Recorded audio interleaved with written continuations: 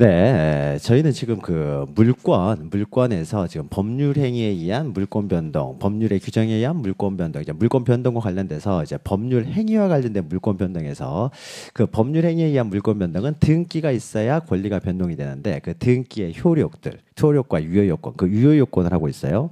근데 지난 시간 했던 내용을 잠깐 보시면 이게 지난 시간 물권법 시작하면서 했던 것인데요.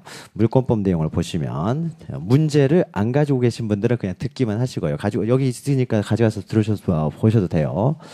자, 지난 시간 했던 물권법 처음 이제 들어가면서 했던 건데요. 자, 물번 문제 보시면 물권이라고 하는 것은 그 물건에 대한 권리입니다. 그래서 이때 그 물권의 객체가 되는 것 중 옳지 않은 것에 대한 설명입니다. 그러면은 물권이라는 것은 물건에 대한 권리를 물권이라고 하는데 예외적으로 권리에 대해서도 물권이 성립되는 경우가 있습니다. 이제 그 내용만 좀 보시면 되는데 1번 건물은 토지와는 별도의 물권의 객체가 된다. 자, 우리나라 법에서는 부동산에 있어서 부동산은 토지와 건물로 구별을 하는데 토지와 건물은 항상 독립된 물건으로 취급을 합니다. 따라서 건물은 토지의 일부로 보지 않고 독립된 물건으로 취급하기 때문에 등기부도 토지 등기부 따로 있고 건물 등기부가 따로 있어요. 그래서 건물은 토지와 별개의 물권의 객체가 된다라는 것이고 2번 보시면은 부동산뿐만 아니라 저당권이나 전세권도 지상권이나 전세권도 저당권의 목적이 된다.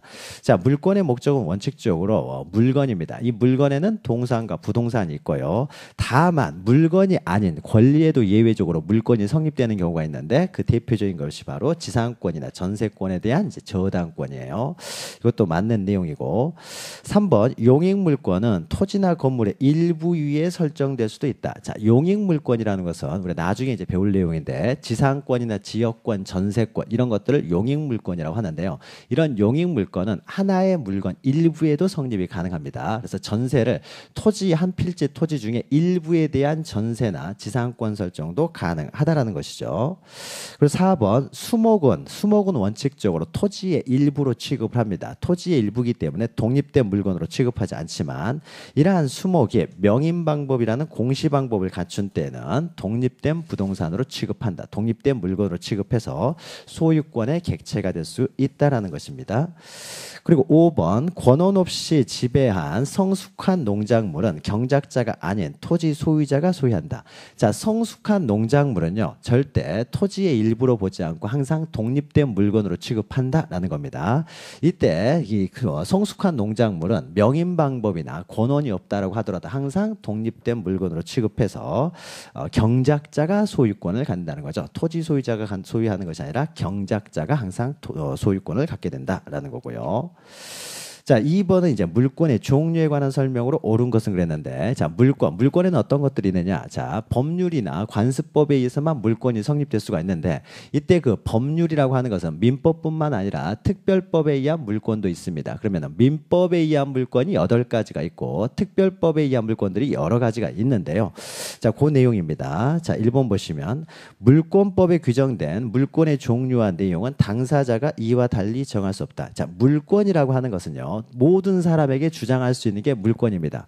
채권이라고 하는 것은 그 채권자가 채무자라는 특정인에게만 주장할 수 있는 권리예요. 대외적으로 모든 사람한테 주장할 수 있는 것이 아니라 특정인에게만 주장할 수 있는 권리다. 그러나 물권이라고 하는 것은 이 물건에 대한 소유권을 가지고 있었을 때는 내가 이 물건을 샀던 사람뿐만 아니라 모든 사람에게 주장할 수 있는 권리이기 때문에요. 제3자에게 미치는 영향이 크다라는 거죠. 모든 사람에게 주장할 수 있는 권리이기 때문에 모든 사람에게 미치는 영향이 크기 때문에 반드시 그 물권의 종류와 그 내용은 법에 규정되어 있는 물권의 종류와 내용만이 존재할 수 있다라는 것이죠. 이것이 바로 물권 법정주의인데요. 따라서 물권의 종류와 내용은 당사자가 이와 달리 정할 수가 없고요. 오로지 법에서 정해놓은 그 종류와 내용만이 물권의 종류와 내용이 될 수 있다. 이것이 물권 법정주의로 이것은 강행 규정입니다. 그러니까 반드시 지켜야 될 규정이다. 그래서 당사자가 달리 정할 수 없다라는 거고요. 2번은 물권의 종류는 명령이나 규칙에 의해서 정할 수 있다. 명령이나 규칙에 의해서는 정할 수가 없고 오로지 법률과 관습법에 의해서만 정해질 수가 있습니다. 그리고 3번 관습법에 의하여 성문법을 배제하거나 변경하는 효력이 부여되는 경우도 있습니다. 물권법을 하다 보면요. 법률이나 관습법에 의해서 정해지기 때문에 때로는 이 관습법이 이 법률에 관한 내용, 법률에 정해진 물권의 내용을 변경시킬 수도 있어요. 그리고 4번 보시면은 이거 3번은 맞는 내용이고 원천권, 분묘기지권, 관습법상 법정지상권은 관습법에 의해서 인정된 물권이다라고 했는데 관습법에 의해서 인정되는 물권은 분묘기지권, 관습법상 법정지상권, 그 다음에 동산의 양도담보권 이 세 가지만 있고요. 이 원천권이라고 하는 것은 독립된 물권이 아니라 토지의 일부로 봅니다. 원천권은 토지 소유권의 일부로 보기 때문에 따로 독립된 물권으로 취급하지 않습니다. 원천권은 토지 소유권의 내용으로 본다라는 거죠. 그래서 원천권 부분이 틀린 내용이고, 자 5번 공장저당권은 민법상 인정되는 물권이다. 자 민법에서 인정된 물권은 8가지밖에 없습니다. 요 하나하나는 우리가 이제 물권법 시간에 하나하나 해 나갈 것이고요. 그래서 점유권과 소유권, 그 다음에 제한물권으로서 이제 용익물권 3가지, 지상권, 지역권, 전세권, 담보물권으로서 유치권, 질권, 저당권.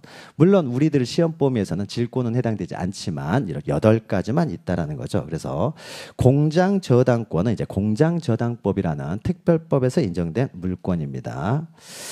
그리고 3번은 이제 물권 법정주의에 관한 설명으로 옳은 것은 그랬는데요. 자, 1번 소유권은 소유권의 사용수익 권능을 대세적으로 유효하게 포기할 수 있으므로 현행 민법은 처분 능력만을 내용을 하는 소유권을 허용된다.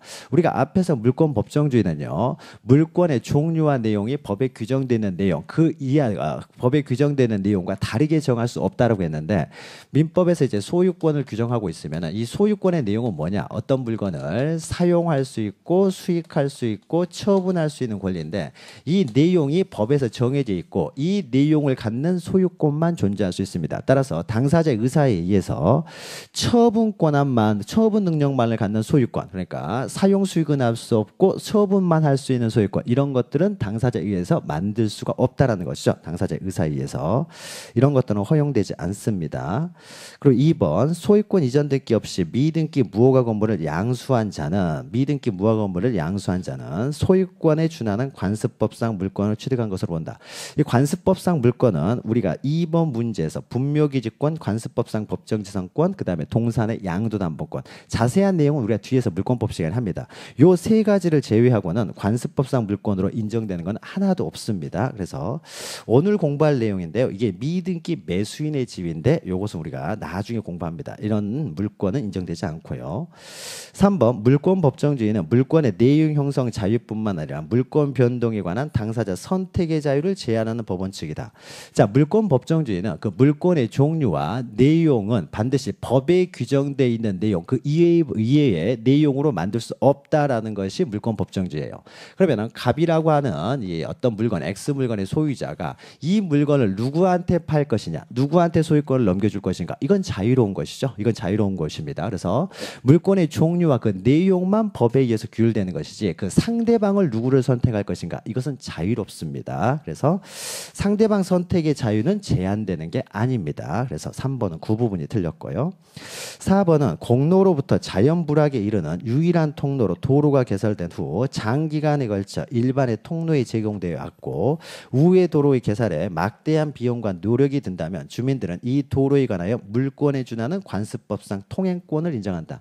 이런 것들이 이제 사도 통행권, 그러니까 우리가 계속 그 길을 다녔을 때는 오랫동안 다녔기 때문에 남의 토지라고 하더라도 계속 다닐 수 있는 통행권, 권리가 발생하느냐, 이런 권리는 인정되지 않습니다. 그래서 관습법에 의해서 인정되는 권리는 앞에서 설명드렸던 3가지 이외에는 인정되지 않아요. 그래서 이것은 관습법상 뭐 사도 통행권이라고 있는데 이런 것들이 인정되지 않는다는 것이고요. 자, 5번은 물권 법정주의에서 말하는 법률은 형식적 의미의 법률로 보아야 하므로 명령 규칙은 이에 포함되지 않는다. 우리가 앞에서 했던 내용이죠. 법률만을 말하는 것이고, 그러니까 국회에서 통과된, 국회에서 제정된 법률만을 말하는 것이지 대통령령이나 대통령령, 뭐 시행령, 시행규칙 이런 걸로는 물권의 종류나 내용을 정할 수가 없습니다. 자, 그다음에 4번 보시면은 물권의 본질, 효력에 관한 설명으로 옳지 않은 것에서요. 1번. 동일한 물건 위에 성질, 범위, 순위가 똑같은 모든 게 똑같은 물권이 동시에 성립할 수는 없습니다. 이것은 물권의 배타적 효력 때문에 그렇습니다. 그래서 어떤 물건에 대해서 이 물건에 내가 소유권을 가지고 있으면은 어느 누구도 소유권을 가질 수가 없습니다. 이것이 물권의 배타적이죠. 그래서 배타성. 그래서 성질, 범위, 순위가 같은 물권은 동시에 성립할 수가 없습니다. 2번 제한 물권은 그 성립 선언을 불문하고 성질상 소유권에 항상 우선된다. 이것도 했던 거죠. 그래서 소유권과 이 소유권 X 물건에 대해서 을이라는 사람이 전세권을 가지고 있다라고 했을 때는 전세 기간 동안에는 사용 수익은 을이 하기 때문에 이 사람에게 이제 사용 수익할 수 있는 권리가 있는 거죠.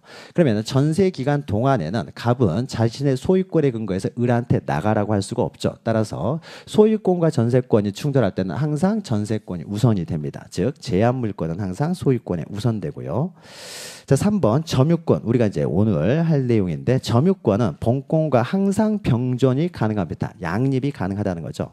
그래서 소유자가 점유하고 있으면 이 사람은 소유권도 있고 점유권도 있고, 자, 전세권을 가진 사람이 그 물건을 점유하고 있으면 전세권도 있고 점유권도 있고, 그래서 점유권은 항상 다른 권리와 양립 가능하기 때문에 무선적 효력이라는 것이 존재하지 않습니다. 충돌이 이루어질 일이 없다는 거죠. 소유권과 그러니까 점유권은 다른 권리와 충돌이 이루어질 가능성이 없다라는 겁니다. 따라서 충돌이 이루어졌을 때 우선적 효력 이런 것들도 존재하지 않는다는 것이고, 4번 소유권에 기치한 물권적 청구권에 기한 규정은 유치권에도 준용된다.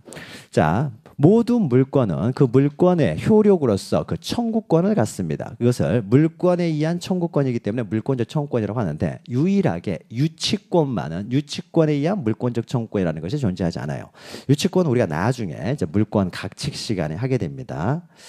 그 다음에 그러니까 4번이 틀렸고요. 물권적 청구권은 언제나 물권과 운명을 같이 하며 분리하여 양도할 수가 없다. 자, 모든 권리는 그 안에 청구권을 본질적으로 가지고 있어요. 청구권이라는 것이 이제 본질적 내용을 하기 때문에 모든 권리는 청구권이 있습니다.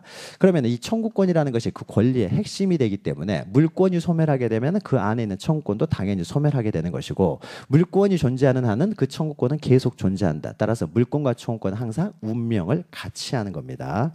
그래서 물권과 청구권을 분리해서 양도할 수도 없습니다. 그래서 맞는 내용이고요.